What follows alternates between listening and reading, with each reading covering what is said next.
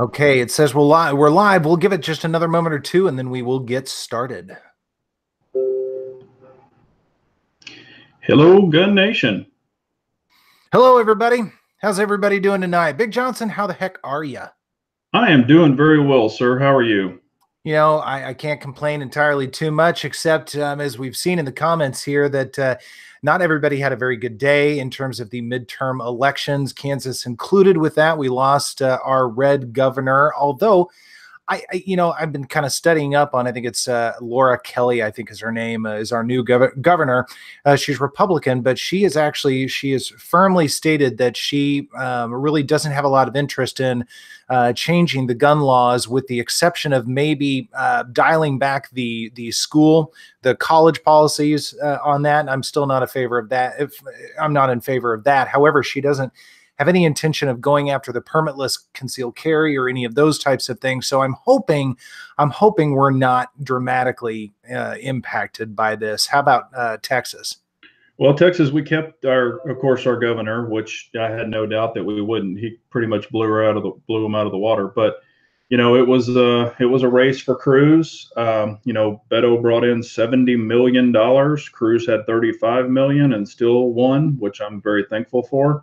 And not that he's a perfect person, none of them are, but from what I heard from Beto, and I've been following politics pretty tight, that he was all about doing this and taking this away and more government control, and I'm out on that.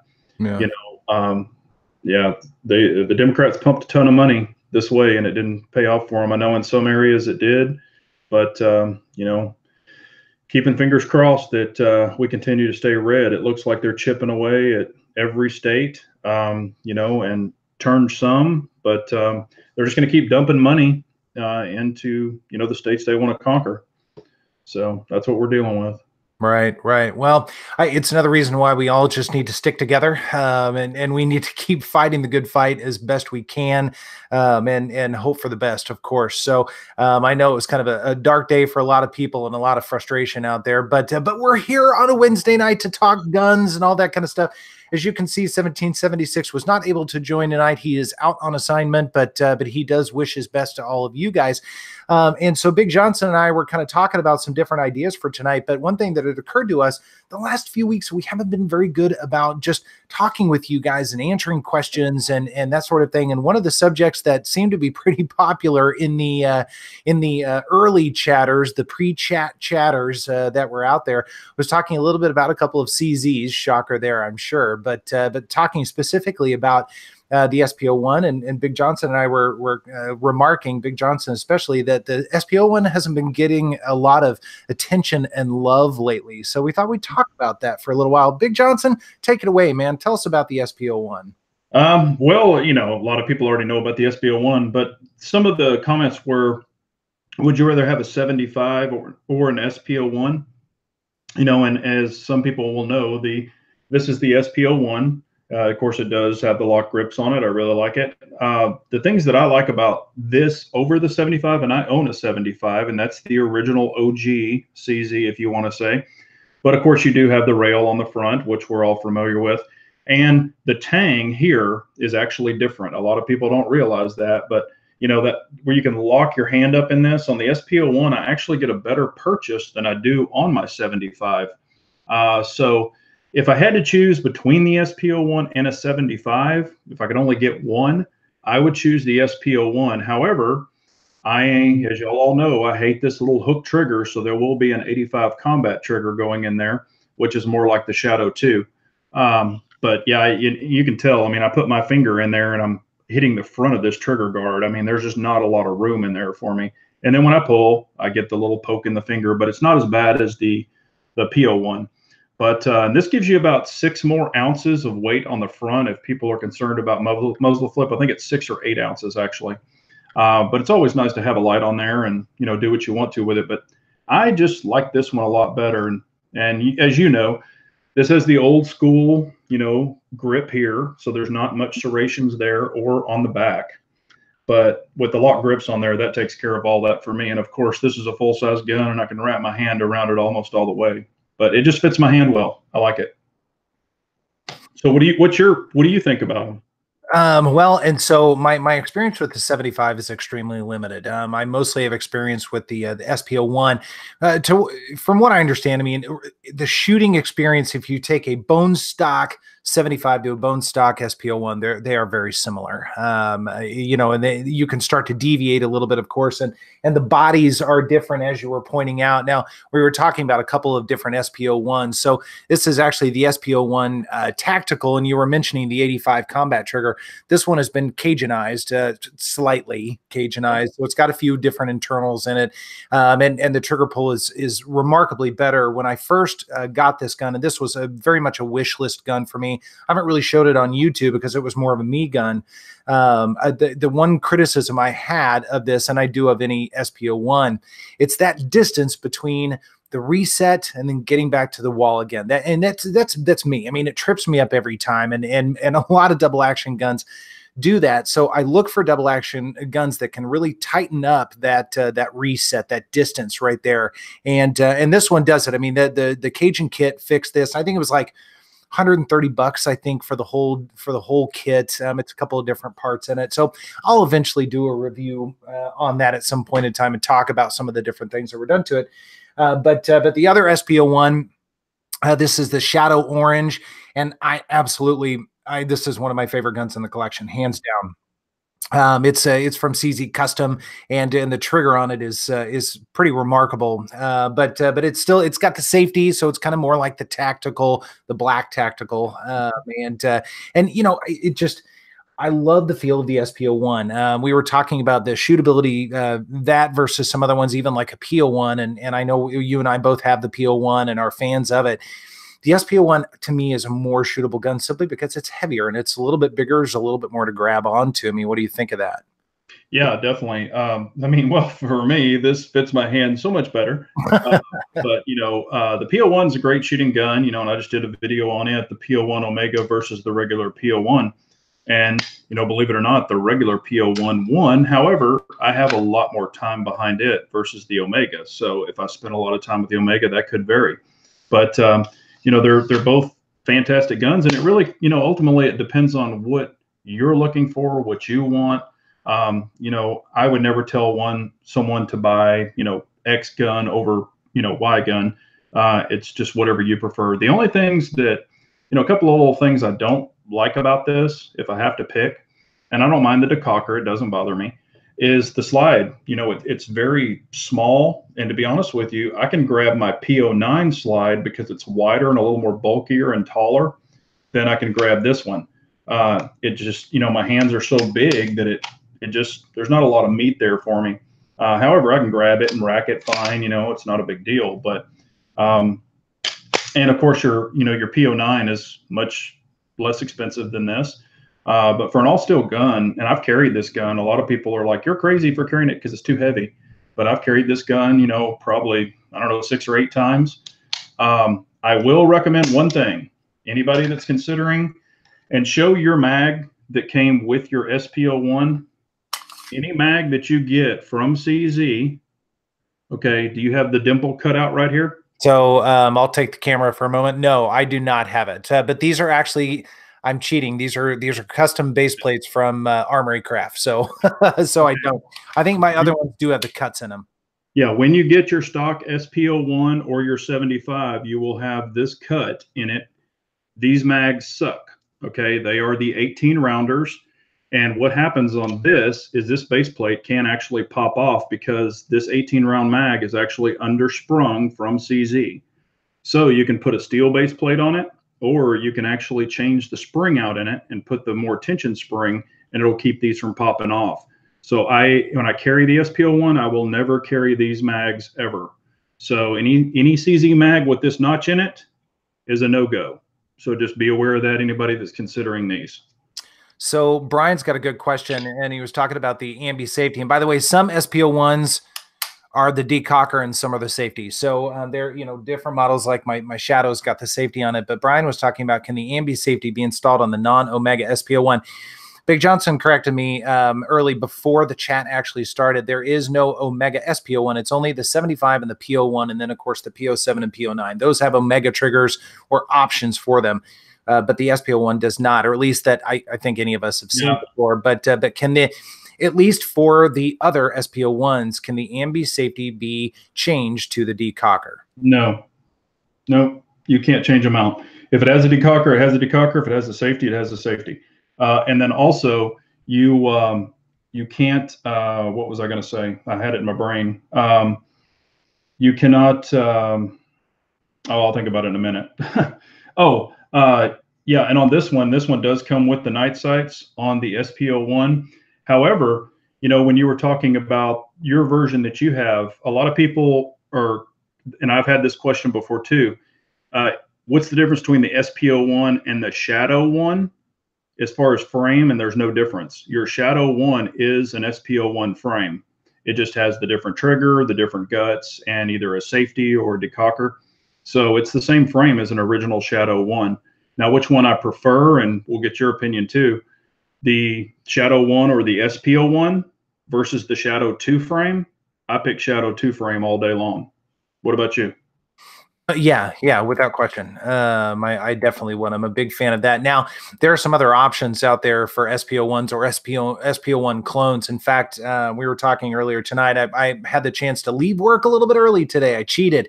Hope nobody from work is watching. And I went to the range because I had to get a little bit of video work done, not only with the Ambi 2.0 with the Fax and Barrel. By the way, awesome. So a review coming out on that. But I also wanted to spend some time with this guy, and I'm glad we're talking about SPO1s. It's a Tristar T120. So I'll admit, I'll just come right out and say they did send this to me for a review, of course, but I get to say whatever I want. If it was a turd, I would tell you guys without question. I have no shame for doing that. And if a company doesn't want to work with me again, so be it. I'm like you guys. I'm a consumer. And so I want to know the ins and outs and the good and the bad and that sort of thing. And so I wasn't quite sure what to expect about this other than it feels really good in the hand, which is great. That's a good start. It's nice when it's ergonomic, and that's always a plus. But double action, single action triggers, I tend to find that I either love them or hate them. There's no in between for me. And that's why I love the Shadow 2 and the SPO1 Shadow and the P10 Omega, because I think they have really good triggers. But so I wasn't sure about this.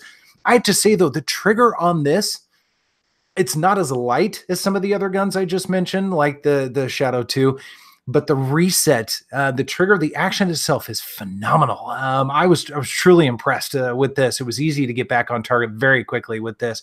And so I'm excited to do the full review on it and talk about this, because I think it's kind of an unusual gun. It's got a different look to it, but it still has that SPO1 or CZ75 feel. And I've been really impressed. And it's crazy light. This thing is just nuts light, I have to say. Yeah, being all alloy, and I had that exact same gun, but I didn't have like I was telling KS outside of the chat. I actually think mine might have been built on a Friday, because it was I didn't have good luck with mine. The trigger was really bad. But I did want to answer a question. Scott Kinley has a question. What is an Omega trigger? What's different about it? Real quick, and this one is loaded, but we won't touch the trigger. This is a P07, and you'll notice it has a flatter trigger. So I'll try to show you that. It has a little bit flatter trigger, not as curved. And this one actually has the decocker, but on the Omegas, you can actually change this decocker to a safety, and it does come in the box. So the Omega setup, you can actually change it and either choose a safety or a decocker. And on the SPO1, you either get a decocker like this one, or you get a safety, so you can't change them out. So the Omega it's called an Omega convertible, because you can convert it however you want it. So that's the main difference there. Nice. And to answer a couple more questions, Jesse, the CZ mags do work in the Tristar. I did test that out. It takes the same CZ75 mags. And Mateo was talking about the double action pull. And yes, this is unloaded. It's been checked multiple times, of course. The single action's great, but even actually the double action on this, it's not bad. It's not bad at all. And if it's, it's kind of heavy, but it is not as heavy as my P10 Omega even. So maybe this one I got lucky. And by the way, some people say that reviewer guns get extra worked over, or because they're tossed around to so many people, they're worked in and used and that sort of thing. This was brand new. This was off their line. There was no work or anything on it whatsoever, at least not that I can tell. So, I mean, I just, maybe I stumbled upon one that happened to be a little bit better than maybe some others out there. And that can happen with any gun, of course. But again, the range experience with this was very pleasant. So I'm excited to share some of the other discoveries I've had with this. Yeah, and Jeff England is saying that it looks like a Jericho clone, and I agree with that. You know, the little chop in the front, and that's one reason I really wanted it, because I really like the look of the Jericho. I just had a really bad hitch in the trigger on mine, and you know, but you're every once in a while you're going to get a bad one or whatever, and mine just happened to not be smooth, and when you would pull it, it had a weird hitch. So, you know, who knows? But I'm glad that his is working correctly. And I've heard, and what was really weird is I've heard nothing but really great things about the Tristars and about the Canics, you know, as far as their metal or alloy guns. That's when I thought mine was really strange. And I'd even talked to Mateo about it back when I bought it. And I was like, man, it's shooting off, you know, it's not shooting point of aim. And, you know, he brought up the point, you know, you should shoot 124 in it because that's what the sights were set up for. And, you know, I agreed with that. But it was just, I just didn't have good luck with mine. But that was just one out of however many. So. Yeah, we Centerfire happened to have a used Jericho, so the exact same frame as this one, and we played around with that one a little bit tonight. I did not get to shoot it, but I have to say it's maybe 6 ounces heavier, 7 ounces heavier, so there is a considerable weight difference. Now that can, in the shooting experience of the range, that would translate into probably a better shooter. It's going to stay more flat. I mean, we talk about that a lot, of course, but I will tell you, I will take a lighter gun if the trigger is better all the time, without question. And I feel like that Tristar had a better trigger even than the Jericho. Although the Jericho wasn't bad, it had more distance from reset to wall, and that's huge, and that can be a deal breaker for me. So, and then a quick question from Brian Ripple. He said, "Have you ever used the P01 Omega for EDC? Really trying to find a good holster." Big Johnson, have you carried your P01? Oh, many times. Yeah, I carried it in a Mid-Atlantic holster. You know, Mid-Atlantic makes very nice holsters, and they're very reasonable. I want to say they were like $26. And you know, you can set it up for appendix, or you can set it. The only thing it's missing, if you do appendix carry, and at the time I wasn't appendix carrying, and it really needs a claw. But yeah, Mid-Atlantic, you know, they have them set up for appendix or the 3 o'clock or the 430, whichever. You can move the clip around. So. And I had no issues with that holster. Matter of fact, well, it's in a box right now because I've redone my office. But yeah, it's perfectly fine. So, one other question. Dennis had asked, "What makes the SPO1 Orange special for you?" And just real quickly, I think a part of it is because you don't see them all the time. They don't grow on trees because they're from CZ Custom, so you just don't see them as often as you would maybe an SPO1 Tactical or Phantom or something like that. And since it's been worked over by CZ Custom, I mean, I don't pull the trigger on these very much, but just to kind of show you, it's like 7-pound double action maybe. I mean, it's sort of ridiculous. And the single action is about 3.5 pounds. So the trigger on it is fantastic. And the inner workings, I mean, you know, it's got the silver barrel and all the inner workings and everything. And so it's been all worked over. So it's all the things I like about an SPO1, but it's kind of on steroids a little bit. Yeah, it's basically like a original Shadow with the orange grips. So yeah, it's got the short reset trigger and the extended firing pin. It's got, you know, some upgrades in it. So it's very nice. Yeah, I'm cheating. I don't have the orange grips on it, which would match the base plate. I mean, I do the lock grips, as you guys know. So it's just the black checkered with the orange stripe on the back, and so it pays homage to the orange. But I mean, we all are big fans of lock, of course. Yeah, we got 182nd in here, and we got Harry in here. Appreciate you guys jumping in. But yeah, and hopefully Harry will be making a P01 holster. Just hold tight. Maybe he will. Oh, here, look, yep, Harry just answered. I just folded a test shell for a P01 holster tonight. Sweet. Oh, there it is. There you go. It's coming. Nice. But, yeah, it's, you know, I mean, like I said, we enjoy CZs, and, you know, we weren't going to plan on doing this, but we had a bunch of questions before the prior chat, and so we wanted to try to answer. Yeah, Dennis Jones is eyeballing a Shadow TAC 2. but $1,400 for handgun is scary for me. Yeah, it actually, the Shadow Tac 2 is a very nice pistol. If I were looking at one of the new ones, I would get the Shadow. Basically it's the Shadow Target 2. You might want to check that out. It's got the bigger frame, and it's really nice. But honestly, I've shot the Shadow Tac 2, and it is super nice. But if you get a Shadow 2 and they just put like the short reset trigger in it, you're just about right there. You're just not getting the bushing that's on the front, which does aid in some accuracy. But the Shadow 2 is a freaking accurate gun, like it is. I know Honest has the Shadow 2, basically the Accu Shadow 2, and it's a super nice handgun. Matter of fact, I think he said it was his favorite handgun. Nice. Yeah. The boy, we're getting feedback. Hang on.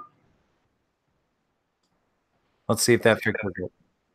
No, well, kind of. So we're gonna have to deal with that. But yeah, the Shadow 2 is definitely one of my favorites. Although, if there was one other gun that I could somehow find, get a hold of, or even see in person, it would actually be the P10 Shadow. That's out there. It's on CZ Customs website from time to time, but it's usually out of stock almost immediately. But if I could get a hold of one of those, that would be cool. I would love a P10 Shadow. I tell you what, I have actually seen one, and I know that Humble got to shoot one, but I saw one at a gun store, and it was used, but they were asking new price for it, and I, held it in the hand and pulled the trigger and did all that stuff, and I want to tell you that it basically equaled my Sphinx, what I've done to my Sphinx by putting the modern weapon system trigger in it. I tell you what, the Sphinx, the way I've done it now, is pretty much a Shadow 2 compact. And it even fits my hand a little better. And of course, if people don't know, the Sphinx actually takes CZ mags. It takes CZ75 mags. So, you've got mag compatibility there too. But that little Sphinx with that trigger kit is unbelievable. Matter of fact, I have a video. I think you saw it too. And I think I was 7 or 10 yards away. And the shots, I could actually stick my thumb over. And I think I shot 10 shots, and I had one flyer, but I could stick my thumb over it. I mean, that's how accurate that freaking gun is. Matter of fact, a lot of people said I need to shoot competition with it, which I probably agree. So, but yeah, and we both have these pistols. There's a question: which would you buy first for your TSO, 9 or 40 caliber? 9, without question. But I'm not as much into 40 caliber. I know Mateo's going to give me trouble for that, but that's just not a thing. Almost everything in the collection is a 9, unless I'm testing a 380 or a 45. But generally, it's 9. So just even a practicality standpoint of consistency of ammo and expensive ammo, I just prefer 9. That's where I'd be. Now, if I was competing and if I was getting into all of the power factor and all of that, I'm sure I would probably go with a 40, although you guys all know a lot more about that than I do. But for me, it's 9. If I had to do it all over again, now I own the TSO 40. If I had to do it all over again, I would have bought the 40 TSO. So I would have major factor or major power factor capability. And you can actually buy the TSO 9mm barrel for $145. And I have a buddy of mine who has the 40, and he bought the 9mm barrel, and it was very, very light polishing to drop it in, and it runs great with the 40, and of course the 9mm. So if I had to do it all over again for your first competition gun, I would definitely buy a 40. And honestly, if you're going to shoot that for major power factor, like I shoot my TSO right now on limited minor, which is great, but you get more points for having the 40. So I would definitely purchase the 40. Now, they are harder to find. I mean, they're hard to find anyway, but the 40 is definitely harder to find. Yeah. Looking around here for any other questions or comments or anything. There are lots of comments, of course, which I appreciate. We both appreciate very much. Yes. Does Cajun sell a fully tricked out P10? They definitely do. They've got tricked out most of the common models out there, and the Cajun guns are fantastic. I mean, this SPO1, again, it's just got Cajun parts in it. I mean, it's the 85 combat trigger, short reset trigger system. It's got the longer firing pin, so just slightly longer, and then the lighter firing pin spring to compensate for that. And again, I mean, the trigger on this thing it's fantastic. I mean, it's not as light as the Shadow, but it still feels really good. So those Cajun parts, I think they're worth it. They do. And you can call them up and they will walk you through everything. They're super nice. They always seem a little bit busy because they're crazy busy, but they'll walk you through anything. So I would recommend checking them out. Yeah. Let's see. Yeah, Scott, as far as the ending production on the Sphinx, they're actually ending production on the Swiss version. They're still going to have the US version, but the SDP compact is actually being scrapped, or they're going to, you know, close it. So I would grab one when you can. But yeah, I mean, CZ Custom does, you know, great stuff. I had a little issue with some sights, but that's, you know, I'm not knocking the rest of their stuff. You know, I mean, CZ, the way that I look at it, if there's any particular updates immediately on some of the pistols, because like some of the P09s and the P07s will have a different sear tolerance, and that has been affected by CZ or Cajun Gunworks. However, CZ Custom is going to have all those current updates. So that's why I try to stay with CZ Custom, but either one, you know, whichever one you choose, hopefully will work out for you. Yeah, Texas Teacher is looking at getting her or his first or hers. I'm not sure who they are. First P07. It's a great pistol. I love it. Super great pistol. Matter of fact, here's mine. Nice. Nice. So the Armsmen was saying, any thoughts on the new P10F and P10L? So I'm assuming you mean P10S and P10F. Yeah. So what do you think of those? And actually, it's all three editions. Actually, the C is new too. Yeah, it's gonna have the RMR cut. No, I'm very excited about them. I actually talked to the CZ guy in person, and they did release the picture on Instagram and talked about it. However, he assures me they will not be out till 2019. They're going to show them at SHOT Show, but they will not be for sale until 2019. I think it's going to be a great pistol. Matter of fact, there is a YouTube channel, and I'm sorry I can't remember their name, but if you Google it, he already has the F, and he's got a red dot on it, and he's shooting the hell out of it. And it works flawlessly for him. They've actually done some different modifications. There is a trigger change. There is a mag extension change. They've upgraded a couple, though. The sights are different.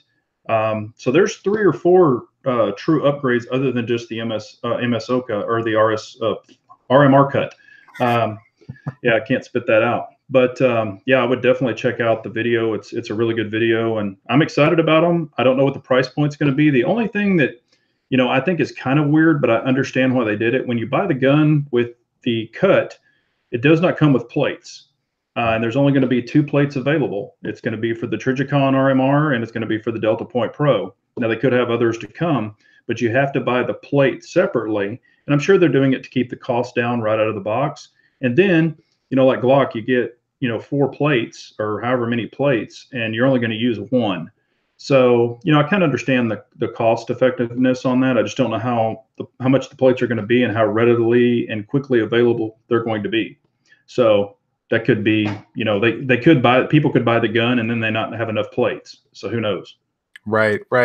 Yeah, Pete, 2 thumbs down, and 17 isn't even here. Well, we're holding our weight without him and still getting our thumbs down. That's how we roll. Yeah, and it's probably your mom and my mom. So it probably is. Thanks, Mom. But yeah, I am very excited for the new P10 models. Now, I don't care as much about the full size. That isn't a thing with me, and you guys all know I prefer a compact or even a subcompact over a full size most of the time, even though we've been talking about SPO1s and Shadow 2s. For strikers, I prefer the smaller guns, but the S, and I know Mateo was saying the same thing, I am all about that P10S. That thing looks awesome, and I'm curious to know, because every time I go to the store, I've been tempted to look into the Gen 5 26 or even building a Polymer 80 26 or something like that.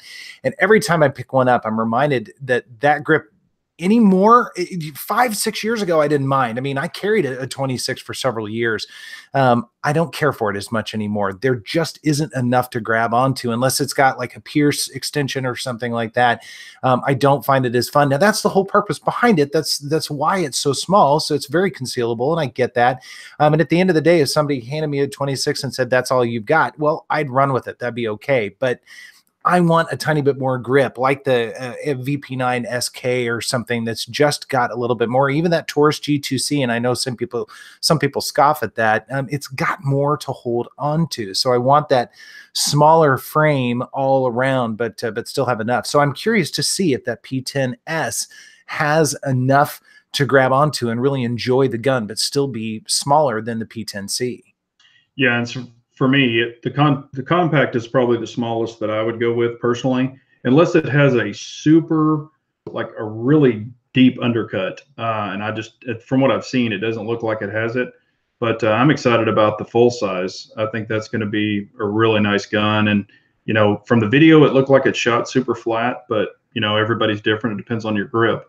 But I think it's going to be a winner either way. Mateo is saying all the more reason to get a Steyr S9A1. I've had one and I've reviewed one. I've been there, and it's a fantastic gun. But I have the M9 as well, and the M9 scratches the Steyr itch for me just fine. And that gun I absolutely love. Now Johnny Danger was asking about if you heard anything about the next gen Steyrs that 1776 I mentioned. I'll be honest with you, I don't know about you, Big Johnson. I really haven't. Yeah, no, I haven't. I know that, he had talked about them and they were talking about coming out with a Gen 5 or something. I haven't seen any pictures pop out or anything like that, but not sure on that one. Right. But yeah, we're excited for that. I was kind of hoping that they would come out prior to next year. I was really hoping they would come out late November, early December, and that was the early rumor. So, who knows what'll happen. I know they've ramped up production and they're being made right here in Kansas City. So I'm excited about that. Doesn't mean I'll see one sooner than anybody else. CZ's not necessarily good about getting them to the local guys, at least at first, unless it's a Shadow 2. Shadow 2s are everywhere around here for whatever reason, but not anything else. You grab them all up. Yeah, we've been down that road, buddy. I'll stick with this one right here. This one does just fine for me. I love it, but yeah. Yeah, matter of fact, there's a convert. Josh Benoit is now the P10 C overtook his Glock in his testing, so he is a P10 C guy now. Nice. Now, Joseph Green was saying, let's see that P80. I did happen to have that out tonight because I was kind of playing around with it. And I also, I did a little addition to it. This is actually a Steel City Arsenal aluminum magwell. They did not send it to me. I did talk to them. They're very nice people, but I bought this because I really wanted to try out a magwell. I've got another gun that has the magwell that I've been testing, the Canic, and I've sort of fallen in love with that, especially because of that magwell. It grips my hand just right, gives me a little bit more control over the gun. So I'm trying this out, and so far I've been very impressed. So that the P80, I would never carry. I would never use this home defense or anything like that. To me, it's not reliable enough, or at least this one is not, but it is a ton of fun to go through. Some people gave me some flack in the comments for this, why not just get a stock one and all that? And I get that. And I understand. But to me, there's something about the experience of making the thing and putting it all together and picking out the parts. And it's kind of it's a Lego or whatever, erector set or that sort of thing. And it's your own personal design and inspiration in a gun. And I think that's pretty cool. Yeah, you do have a question that's really going to be towards you. Noel is asking, how does a suppressor affect I can't even talk. Affect the reliability of some guns? Some VP9s fail when suppressed. That's always a risk. In fact, I made some changes on the channel, the collection, pretty recently. I mean, you guys know I'm a fan of P10s, obviously, and I had that P10 C Tactical, so it was the urban gray. It had the threaded barrel and the suppressor sights. I will tell you, I could never make it run with a suppressor. I've got the Omega 45K. We put a lot of rounds through it, gave it a lot of opportunities, talked to CZ several times about it, even switched out a part, although I don't know that it was related to the suppressor specifically. Had the gunsmith look at it a lot, and he's a big CZ junkie, big time. and we just couldn't get it to work. Now, without the suppressor, the thing ran like a top. It wasn't a problem. I've never run into a P10 that had a problem. So that was fine. But I have a big rule now. If I have a firearm in the collection that has a specific use, and I bought that really to run the can, it had to go. So that P10 is no longer in the collection, which is too bad. It's another reason why I'm so excited about the S, because I want a P10 back in the collection. I like them a lot. But suppressors, some guns will run very reliably. Some guns will not, because the pressures are different. And if the springs aren't exactly right, if the slide weight isn't exactly right, even if the magazine isn't functions exactly right, the follower and everything else, because of all those pressures, it's not going to run. So you have to kind of experiment a little bit and see what firearms, or go out and watch a lot of reviews and see what successes and failures people have with them, and settle on something. My 509 Tactical, that thing runs like a champ with the suppressor. I've never had a single issue with it, suppressed or non-suppressed. It's awesome. It's sort of a dedicated suppressor gun. So it just, you just kind of have to play around with it a little bit. Yeah, and that is another thing on the new P10s. All of them are coming with steel guide rods. He told me. So I don't know if that was, it could have been part of the problem with yours. Maybe the polymer guide rod. I don't know. But he said that all the new CZ P10s are going to come with steel guide rods. Now, I do know on the P07 and the P09, I've got the threaded barrels on both of these. They ran like a champ on a suppressor, so never had a problem with those. But I do know you had that issue with yours, and you weren't the only one. I think Jeremy S had one with his too, and it could have been just updating the spring. I don't know. I don't know what he did to fix it, but he did something, because he came back with a second video and it was shooting. So I'm not sure. Yeah, and I wonder if there might be something about double action, single action that's a little bit different. It might handle those pressures differently, because the SPO1 Tactical, my P01 Tactical, those run flawlessly with the can. That's not a big deal at all. So again, it's kind of hit or miss. Now, Johnny Danger had a really good question. This is for both of us.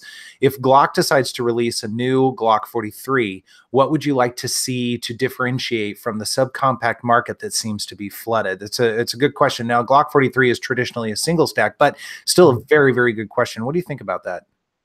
I would think that, trying to make it like the, kind of like the 365, with maybe that type of setup to get more, make it a little thicker in the grip, maybe, and carry more capacity would be a good thing. And then also, I know they're testing that new rotating barrel, maybe to have a rotating barrel in it. That would be pretty cool too. But, I've shot the 43 personally, and this is just me, it's my opinion. I prefer the Shield over the 43.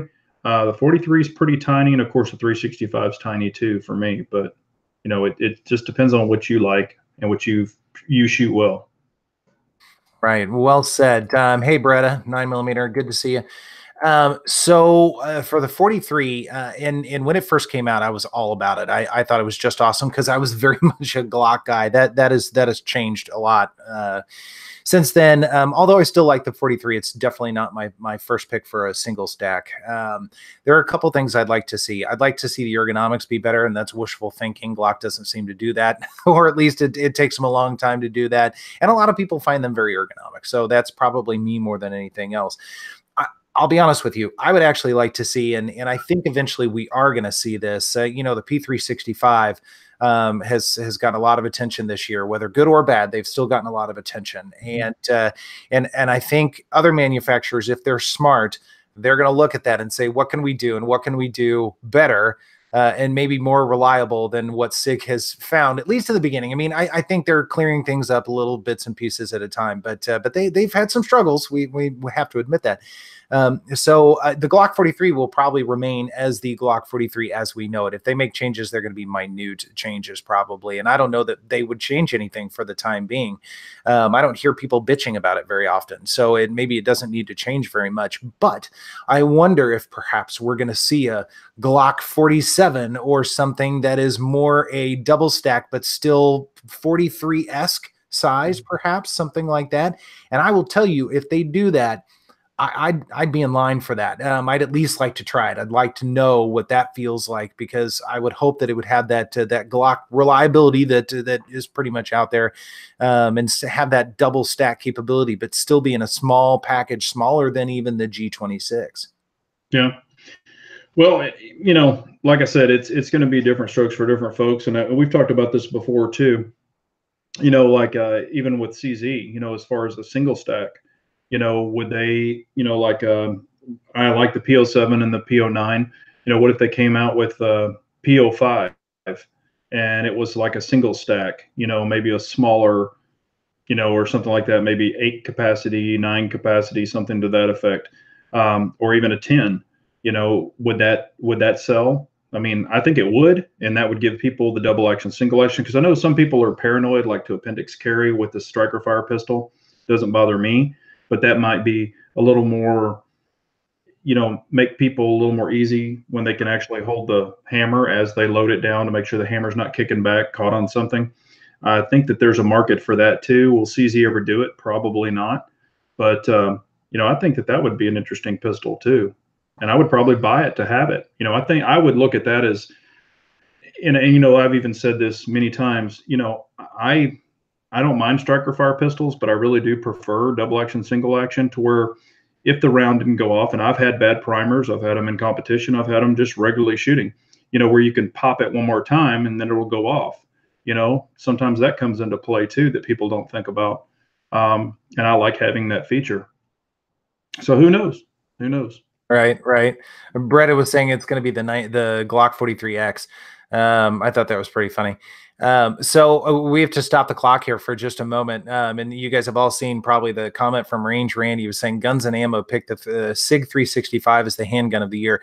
Now, I'm going to make a somewhat bold statement, and not everybody might agree with this. I hope you guys will forgive me. It's just merely an opinion. But there was a time when I was much younger when I used to buy Guns and Ammo and some of those different older publications. And I read them, and I was always interested in what was coming out. And I mean, I've been a gun guy for a long time.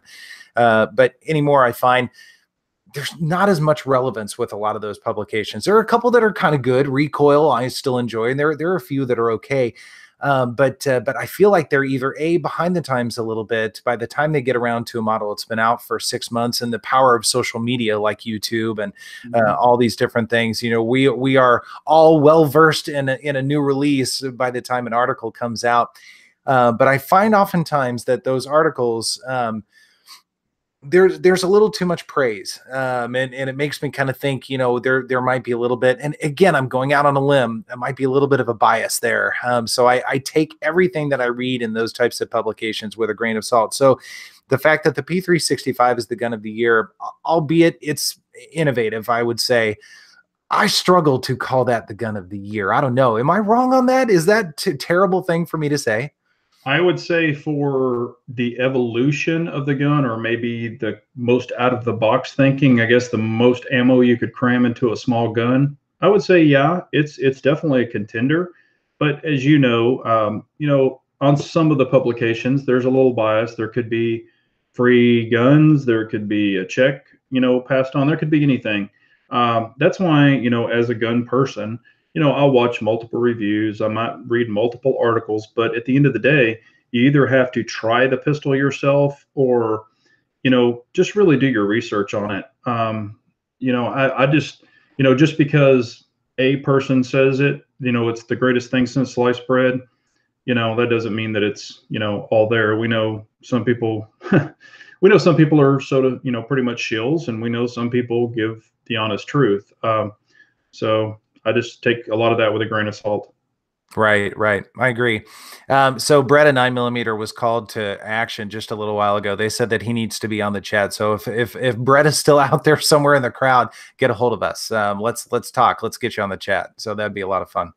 But yeah, Bald was saying that of course there's some bias. Somebody needs to pay for the advertising. I think that's true. But he says that the 365 is a gun of the year. And so again, it's innovative, and innovation is exciting. I have to give credit where credit's due. I mean, they built the gun from the ground up with the magazine in mind, and I think that is pretty cool. And such a small gun, high enough capacity. I mean, yeah, there's a lot going on with it. I would have liked it to have been a little bit more successful all around. Mine was successful. Yours has been successful. Some people have had great experiences with it. So I was thankful for that. And it was a great experience, but I wish that it had been a little bit more fruitful all the way around, because it got a lot of hate. I mean, I still get comments almost every day on those videos, and people sharing their experiences, some of which are really good and some of which still are not very good. And these are, they say they're newer guns, hey, I just bought it and it's failed this way and that way. And who knows if it's true or not, but I have to take it on face value. Yeah. Now I want to ask you something, and this is kind of bringing up, someone was asking, as I go by, but and this is completely kind of, I mean, legit. Okay, the CZs, all the CZs that you have you ever had any type of failure out of them? Other than the suppressor, I know we had the one with the suppressor, but have you ever had any failure on your CZ? No, never one. Just the suppressors. That's it. All the CZs that I've either had and or tested, no, they've all ran. Okay. I have had, out of all the CZs I have had 2 failures to detonate or to go off, and they were both, one of them was a striker fire. It was the P10, and what it was that remanufactured ammo, and it actually hit the case really, really well. And then I put it back in the magazine and tried to run it through again, and it hit it again. It wouldn't go off. So it was a bad primer. So I threw that, discarded it. And then I had another one that was the exact same thing, but I was shooting it out of one of my hammer fired guns. Other than those 2 ammo failures, which was not a gun failure, I haven't had one failure, and I can't say that about some of my other pistols. And I'm not saying that, I'm not trying to be the, CZ makes everything perfect. I'm not trying to say that. I'm just trying to say I haven't noted any failures, failures to feed or anything like that of any of my CZs. And that's, as much as I shoot, probably as much as you shoot. I mean, you got to say something about that. That's good. Now, I have had failures out of some of my striker fire guns, non-CZ ones. I had a double feed, and then I had a failure to eject. So, and it's not the brand. I'll say it. One of it was the Glock 19X, and I had a failure to extract, and then one was an M&P, and that was a failure to feed. So, I don't know. I just look at it as guns have came such a long way, because, when I was younger and even shooting semi-automatics, I had a lot more failures. So I really think that all the manufacturers have bumped up their game. Yeah, I think that's true. And I think we're living in pretty good times as far as, generally speaking, most reputable manufacturers are reasonably reliable. So, and the fact is, they're all mechanical devices, and any of them can fail. They have that potential for sure. And I saw several people in the comments saying that their 365s, kind of going back to that for a minute, I feel kind of bad. I don't want to pick on it. Again, mine was great.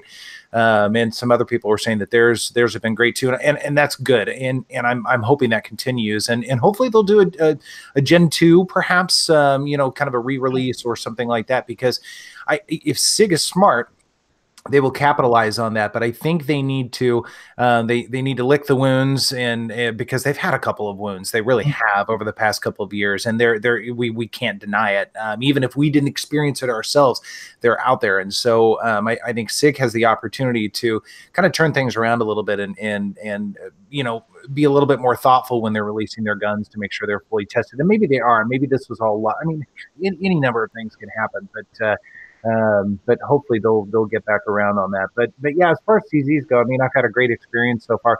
But thinking back over the course of the last 2 years with the channel, I mean, I've had a couple of guns that have had some issues. Of course, the Hudson had some issues. I had a couple of issues early on with the EZ, the Shield EZ. It had a couple of hang-ups in my first, I think, magazine. And I think, and when I take a gun out for the first time, even though I always expect a gun to run reliably from beginning to end, at the end of the day, we're putting whatever ammunition we find in it. It could be cheap range ammunition, it could be reloaded ammunition, it could be any number of things.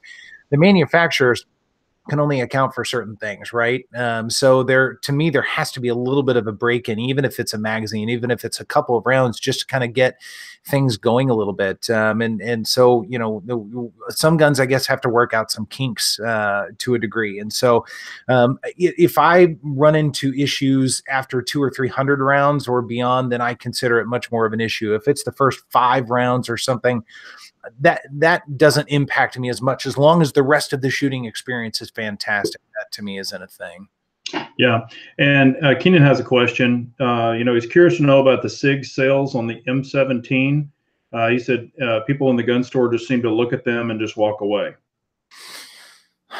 You know, I don't know. I can't speak for other stores' gun sales. Centerfire's had a couple and they've sold instantly. One of them was me, but that's no longer here. But even though that was expected, I knew that was not going to be a permanent addition. That was a T&E gun. But you know, there will always be fans of certain guns, and so when manufacturers release the Glock 19X or the M17 or some of these things, they know they're going to be people that are going to buy them. Now, the 19X seems to have really taken off. At least that's what Glock says.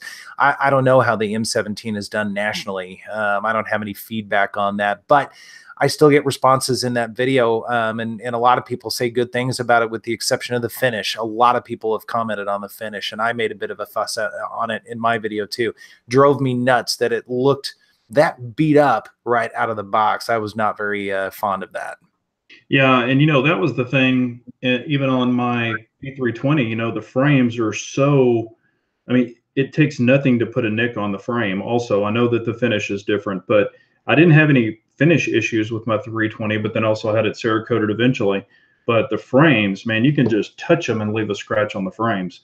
And you know, I've seen M17s at the gun store, and I've, you know, talked to some of the guys, and they're like, oh yeah, you know, we've sold a few. But then I walk into some gun stores and they're trying to sell it like a piece of art. I mean, they want like $900 or something just crazy for it. And I'm just like, that thing's, you know, that thing's going to be there for a while. But they're, you know, they're limited, and you know, I know that a lot of people want them, but just not my cup of tea on that one. Well, and I think when I opened up the box, and it came in basically a normal SIG box, essentially, it had the little card in it for the display case that, what was it, like $200 or $300 or something for this case. And I just kind of thought, oh, no. You know, even the commemorative version, and I didn't have that. I had the regular M17. Yeah. There's the commemorative one. I don't know many people that would be buying that wooden box for it. Maybe there are, I don't know. But no one that I've at least seen in the comments or anything has even mentioned that box. Yeah, if you look at the 320s, the standard 320s, I mean, now you can literally get them for $399. I mean, you know, just the 320 subs and the compacts. Now, not with the, you know, the X-ray sights or anything, just the basic sights. But I mean, they've really, and that, you know, when I see a price decrease like that, I'm like, okay, what are they going to show at SHOT Show? Is there going to be something different? Are they all going to come with X-ray sights now? Is there going to be some little pizzazz that tries to get them? Yeah, you know, and Pistol Pete's asking if they came with the coin. I know the commemorative one does. So only the commemorative one, not the regular one. That's what I'm saying. That's what they were trying to sell. The commemorative is like $900 and something, and I was like, eh. But at the end of the day, it's still basically a 320 with a couple of, you know, a little safety and, you know, some other doodads. But yeah, you know, I mean, it is what it is. So, but hey, you know, one thing that I was talking to KS about, you know, we always try to do it at the end of the show, but like, you know, what do we have coming up? Things like that. You know, he and I were kind of talking about it. We were going to kind of do it at the first of the show, but then we got onto the SPO1 thing. But since we've only got, you know, 8 or 10 minutes left, and there's 2 of us, we'll kind of talk about, maybe show some stuff that we have coming up on the shows or videos to come. What do you have coming up, KS? Well, first I'll say that was my fault. We got caught up in the SPO1, and we don't talk about CZs as much as we used to. So it was fun to nerd out on CZs for a little while. Yeah, there's actually a lot of stuff coming up. I finished, the review is actually already uploaded. It's sitting in YouTube right now. But for the Canic Elite Combat. And I know I got a little bit of hate on Instagram for that when I posted the picture, and which I appreciate. I appreciate and respect people standing up for their values and that sort of thing, and that's totally cool with me. But I like Canik. I mean, I think they're fine. I've had good experiences with them, and this is the Salient version. And I'll just say, wow, it's awesome. Then I won't go any further on that, but I don't want to spoil anything. But I've been extremely impressed with that. There's more work on the polymer 80s going on. I mean, I showed you guys the magwell. I've got another one actually in process right now, and it's mine. It's Brownells didn't, give me anything for that or whatever. It's all mine. I just got a little addicted. They're sort of addicting. Once you get used to the flow and how it all works, it's a ton of fun. And so this one will look a little bit different, which I'm excited about. And then I've got that Tristar T120, which I'm very excited about. Just shot that tonight. And it was a surprisingly good shooter. In fact, I reached out to the TriStar guy that sent this to me, and I said, "Man, you got a good gun on your hands. I might not send it back to you." So he might not bite on that, but I was very impressed. Worth a shot. It's worth a shot. That doesn't generally happen. I love the opportunity, and I don't get paid to do any of this stuff, but it's a surprisingly good gun. Cool. Yeah, Josh was asking about the American Resistance PCC. That's that AR9, and that thing is running like a tank. Matter of fact, I shot 300 and some odd rounds through it. I've got a video up on it if you want to check it out, and it runs like a dog with the hyperfire trigger, so I'm really loving that. However, I need a couple of ammo trees in the backyard to keep it fed because it flies through it. So I've got that. I've already put a video out on that, but I got a new toy here. So here is what it is, so everyone can see it. It's a nice little play toy, and it does have a burnt bronze barrel. It's a 22-inch, and this is a alloy chassis. So it is a bolt gun, 10-round magazine. So, and I'll let you guess what it's chambered in. Yeah, I'm tearing up stuff. But I'll let you guess what it's chambered in. 22. No. 308. That is my fun round. So, but I like it quite a bit, but I have not shot it yet. Just picked it up the other day. So that was one of the toys. And I do have the Lancer L30 heavy metal 308 AR-10 video that I will be doing. I've been saying that, but I will get that out. But I just picked this up the other day, and I'm going to be doing some long range stuff. So nice. I did.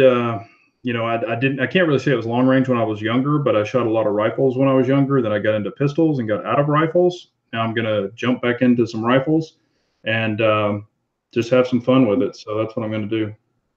Nice. Well, I'm glad there's plenty of content to go around. I mean, after a while, you do this long enough, you start thinking, God, what am I going to do now? What's out there? What's interesting? Everybody has seen everything, and so it's nice to still have some options and content and that sort of thing, and some other product videos on the way. Some of which I am horribly overdue for. So hope that goes over okay.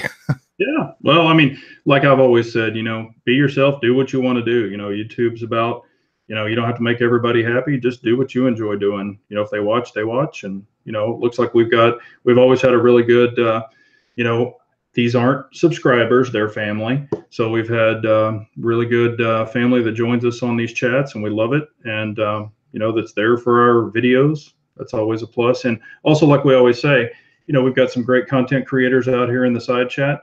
If you have not subscribed to them, please do. They've got a lot of great channels also, and we believe in sharing the wealth and letting everyone enjoy their content also. Yeah, absolutely. You guys, thank you very much as always for joining us. It's amazing. You guys come back every week. Yeah. And that's pretty cool. And there are always some new faces in there, which is also really cool. So it's fun to get to know new people. And it's funny. I've said this before, I think, but I enjoy, we try and get to as many questions and comments as we can. And the more people that join, the harder it gets, because you guys are so great about talking to each other, but that's part of the fun. I watch some of the conversations you guys have, and you guys have all gotten to know each other well, not only on this chat, but I know you guys hang out on some other chats as well. And I think that's freaking awesome.